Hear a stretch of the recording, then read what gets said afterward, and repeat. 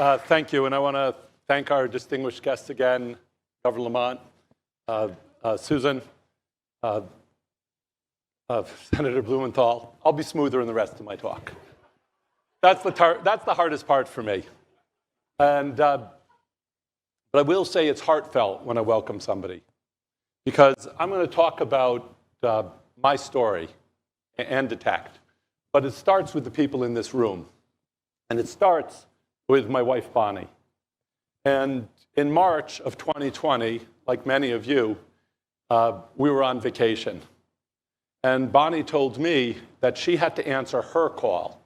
She had to fly back from the Bahamas and go to Yale New Haven Hospital to work nights because of what was coming, a real storm, a 100-year storm, something the world had literally not seen for 100 years.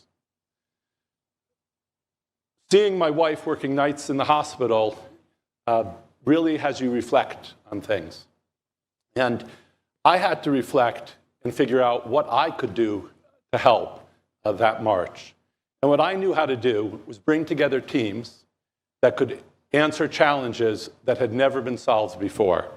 And so I posted on Twitter an idea. And then I called people in this room and said, hey, I need some help making this idea a reality. And that idea is a reality. We're celebrating it today. You see it on the screen here. It's the world's first high-sensitivity, accurate test for COVID. And I want to tell you a little bit more about that story and that original post. So this is a screenshot from that March 7th Twitter. And on it, I asked for help. And I said, look, I think we can make a test that has the power of a laboratory test, like PCR, at these major clinics, but would have the ease of use of the antigen tests, like they use for flu. Now, I want to warn you, as a molecular biologist, we have no new physics, we have no new math, but we do have a vocabulary to keep most of you out of our field. So if there's anything you don't understand, it's probably we just don't want you to. So here was one of my early posts from March of 2020. And in it, again, I was doing two things. I was laying out a plan for a test that you would swab yourself or collect spit. You would detect the genome or the nucleic acids that are the code for this coronavirus. And you would get a quick result. Now, the key about this test, like those PCR laboratory tests, would be you'd see the virus before you could infect somebody you love. While antigen tests I knew would be coming in mass and would be low cost, by the time you can detect the virus by an antigen test, which doesn't have this magical amplification step, you've already given it to somebody you love. The beautiful thing about our tests would be you detect it a few days before you could transmit it, so you could isolate and keep the people you love safe.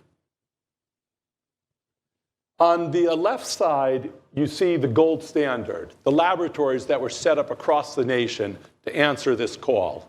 Those laboratories had skilled technicians and expensive machines.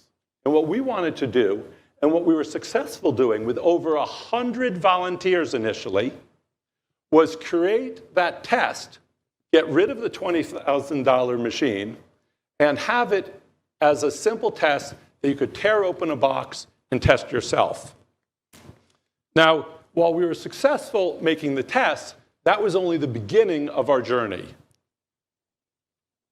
The people in this room worked nights and weekends for months to make this test, to make this possible. But it was the community, it was the people in Guilford, it was the people in Connecticut that allowed us to validate that test. You'll go from an idea to a box to the first 20 swabs we collected right here in a tent on this parking lot, to a detect van that Aaron converted from an RV to go around the state. We ended up testing 9,000 people from the Guilford community, and it was a win-win for everybody. The community, including first responders, could know they were safe, and we could make sure we created a test that was like no other on the planet, a test that could detect the virus before you could give it to somebody you love. And that's exactly what we did. Now, for those of you who know me, I'm never satisfied. So I always ask for just one more thing, Owen, just one more thing. It wasn't enough that you made a test that was as easy to use as an antigen test. It wasn't enough that you made a test that was as good as a laboratory test that would often take 3 to 4 days to come back, and you'd get it in 45 minutes. I wanted more.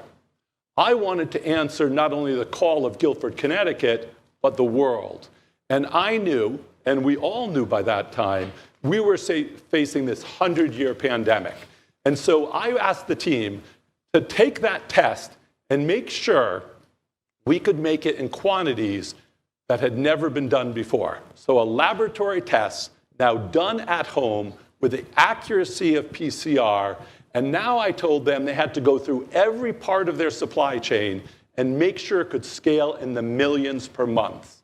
And that's exactly what the team did. Eric actually developed his own swab. If you remember, the world's supply chains were cramped. We developed everything from our own swab to every part of this kit, and every part had to be able to be mass-produced in quantities of millions per month. Now, it's great to have something that can change the world, to have a team behind you, to be able to scale it, but you need a catalyst. And in this case, and I have to give thanks to Rosa and the NIH, in this case, we got $8.1 million from a new group at the NIH called RADx to scale it up, to make sure that it wasn't just an idea that we could make millions a month, but that we could actually produce that.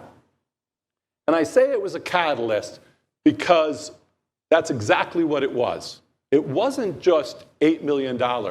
It was a stamp of approval that the group in this room had made something that no one had done before, and it was deserving of this funding. And in fact, it was a further catalyst because when the FDA saw that RADx and the NIH were behind us, we quickly received a very special authorization. This wasn't an authorization that would need you to go to a doctor. This was an authorization to buy that kit at a store or online, test yourself, and do this all without any prescription. And in fact, we now have authorization on the first test that's PCR-quality that can scale. And this is very, very unique. So thanks, NIH. Thanks, RADx. Now, I do want to talk a little bit more about the community, because we could not have gotten this done, I already said, without the town of Guilford and 9,000 noses. Actually, maybe it's 18,000 nostrils. But what was equally important, as our